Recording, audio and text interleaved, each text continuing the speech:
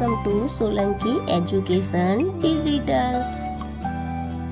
કેમ છો બાળકો? ચાલો આજે આપણે શીખીશું ધોરણ 5 ગુજરાતી સ્વાધ્યાય પોથી પાઠ છે પત્ર મૂલ્યાંકન પ્રશ્નપત્ર. સમય છે 2 કલાક, અભ્યાસક્રમ છે 1 થી 5 અને કુલ ગુણ છે 40. 1 નું અ. નીચેના પ્રશ્નોના એક એક વાક્યમાં ઉત્તર લખો, ગમે તે 4. પહેલું, કોઠારમાં ફિયોના કેમ બૂમ પાડી ઉઠી? કોઠારમાં ફિયોનાના પગ પરથી કંઈક સરકી ગયું, તેથી તે બી ગઈ અને તે બૂમ પાડી ઉઠી. વરસાદનો સ્વભાવ કોને કોને ગમતો નથી? વરસાદનો સ્વભાવ બાળક, મોર, ચકલી, કૂકડો, ગાય અને બળદ તથા બકરાને ગમતો નથી. કોની વાતોથી પીપળો જાગી ગયો? ચકલીઓની વાતોથી પીપળો જાગી ગયો. તડકો જોઈને લાઈ બંબાવાળાએ શું કર્યું? તડકો જોઈને લાઈ બંબાવાળાએ દોડતા દોડતા બંબે જઈ સાયરન વગાડતા વગાડતા નાસી ગયા. નીચ સિંહને નિમંત્રણ આપતા જે વાતો કરે છે તે સાચું બોલે છે કે ખોટું? તો જવાબમાં આવશે ખોટું. નીચેના પ્રશ્નોના 2-3 વાક્યમાં ઉત્તર લખો, ગમે તે 3. પહેલું, કાતરિયામાં બિલ્લી બેઠી હતી એ વાતની છોકરાને ક્યારે ખબર પડી? કાતરિયામાં છુપાઈને બેઠેલી બિલ્લીએ ઉંદરડીને જોઈ અને તેને પકડવા કૂદકો માર્યો. ઉંદરડી બચીને નાસી ગઈ. બિલ્લી ચંદુ પર પડી ત્યારે ખબર પડી કે કાતરિયામાં બિલ્લી બેઠી હતી. રામા પટેલના વાવેલા વૃક્ષોથી શું ફાયદો થયો? રામા પટેલના વાવેલા વૃક્ષોથી એ ફાયદો થાય છે કે ઉનાળામાં માણસો, પશુ અને પંખીઓને વિસામો મળી રહે છે અને માણસો વૃક્ષના છાંયડામાં નાસ્તો પણ કરે છે. અળસિયું અને દેડકો બેમાંથી તમને કોની તકલીફ મોટી લાગે છે? કેમ? દેડકાની તકલીફ મોટી લાગે છે કારણ કે દેડકાને છીંક, હેડકી અને ઉધરસ માટે એક જ ડ્રાઉં ડ્રાઉં અવાજ છે. તે પોતાની ખુશી કે દુઃખ કોઈને રજૂ કરી શકતો નથી. તડકાથી સૌથી વધુ કોણ ગભરાય છે? કેમ?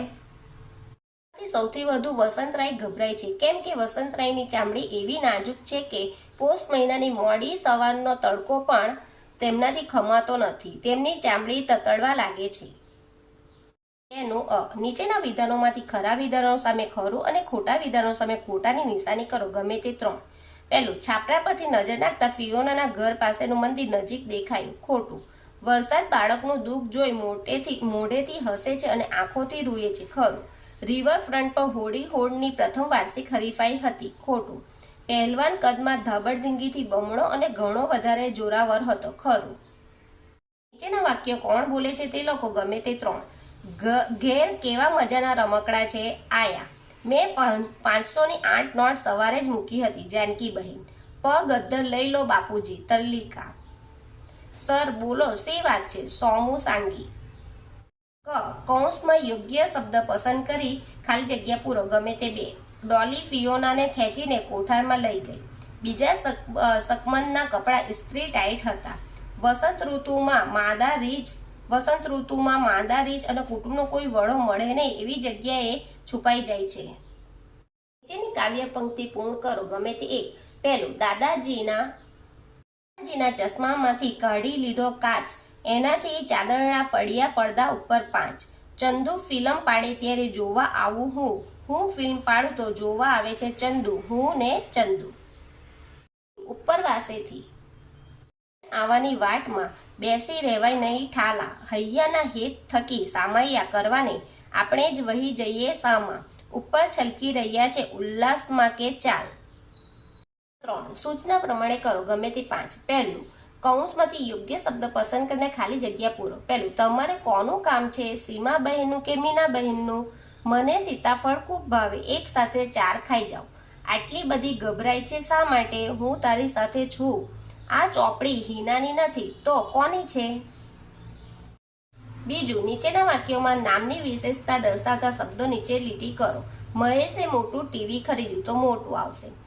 50 વિદ્યાર્થીઓ પ્રવાસે ગયા તો 50 આવશે. તેણે સફેદ શર્ટ પહેર્યું તો સફેદ આવશે. ભૂખ્યો ભિખારી આંગણે આવ્યો તો ભૂખ્યો આવશે. આપેલા વાક્યોમાં જો આ ક્રિયા અગાઉ થયેલી હોય તો બાજુમાં આ રીતે એનું નિશાન કરો. હાલમાં ક્રિયા ચાલી રહી હોય તો ઊભી લીટી, અને જો ક્રિયા હવે પછી થવાની હોય તો આવી આડી નિશાની કરો તીરની. હવે હું વરસાદ સાથે રમવાનો છું એટલે અગાઉ થયેલી ઘટના છે. કૂદે છે નાજુક છે અને નમળા હરણા, એટલે હમણે ક્રિયા ચાલી રહી છે. ફર ફરતી મૂછ ઉગી એક, તો ક્રિયા થવાની છે. ઉત્તરાયણમાં પતંગ ચગાવવાનો લાવો લૂંટીશું, એટલે આ ક્રિયા થઈ ગઈ છે. ચોથું, વાક્યો વાંચો અને લીટી દોરેલા શબ્દનો અર્થ કૌંસમાંથી શોધો અને તેને નીચે લીટી દોરો. પહેલું, એકના એક પૌત્રને દાદી ખૂબ લાડકોળથી ઉછેરતા હતા. આડોશ પાડોશની કોઈ વ્યક્તિ તેને કશું કહી જાય એ દાદીથી ખમાતું નહીં, પણ એની જગ્યાએ શું આવશે? સહન થતું નહીં. બાથરૂમમાંથી નીકળતી વખતે મમ્મીના ખભા પર ગરોળી પડી. તેણે હાથની ઝપાટ મારી ગરોળીને દૂર ફંગોળી દીધી. ફંગોળી દીધીની જગ્યાએ શું આવશે? ઝડપથી ફેંકી દીધી. મારે આજે 4 પાનાનું લેસન હતું, એમાંથી 3 પાના તો મારે લખાઈ ગયા છે. પોણા ભાગનું લેસન તો પતી ગયું કહેવાય. હવે પા ભાગની જગ્યાએ શું આવશે? અડધાનું અડધું. લખતા કેટલી વાર? શાળાના મેદાનમાં સાપ જોઈને બાળકો હાફડા ફાફડા થઈને તેની જગ્યાએ શું આવશે? ગભરાઈને સાહેબ પાસે દોડી ગયા. 5, મૂળ નામ અને પાડેલા નામની જોડ બનાવો. અહીંયા આપણે લખવાનું છે તો ક્રમ, મૂળ નામ અને પાડેલું નામ. મૂળ નામમાં આવશે પર્વત અને પાડેલા નામમાં આવશે પાવાગઢ. મૂળ નામમાં આવશે પહેલવાન અને પાડેલું નામ આવશે ભીમસેન. મૂળ નામ આવશે છોકરી અને પાડેલું નામ આવશે હંસા. મૂળ નામ આવશે ઘર અને પાડેલું નામ આવશે માતૃકૃપા.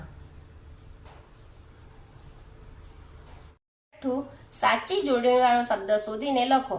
તો આ પરિચિત કયો આવશે? આ પરિચિત આવશે. પછી મશગુલ, દ્રશ્ય અને ભડથું. સૂચના પ્રમાણે કરો, ગમે તે 2. 1, અ માટેનો સાચો ઉત્તર બ માંથી શોધીને તેનો ક્રમ આ ચોરસમાં લખો. તો અ અને બ. તો આવશે હેલી, તો 4 નંબર પર આવશે સતત વરસે તેવો. ધોધમાર વરસાદ, તો પહેલા નંબર પર આવશે જમીનમાં ખાડા પાડી દે તેવો. ઝરમરિયો વરસાદ, તો 5મા નંબર પર આવશે થોડાક જ પલળે ને તરત સુકાઈ જવાય તેવો. ઢેફા તોડ વરસાદ, તો 3જા નંબર પર આવશે ખેતરમાં ઢેફા ઓગાળી નાખે તેવો.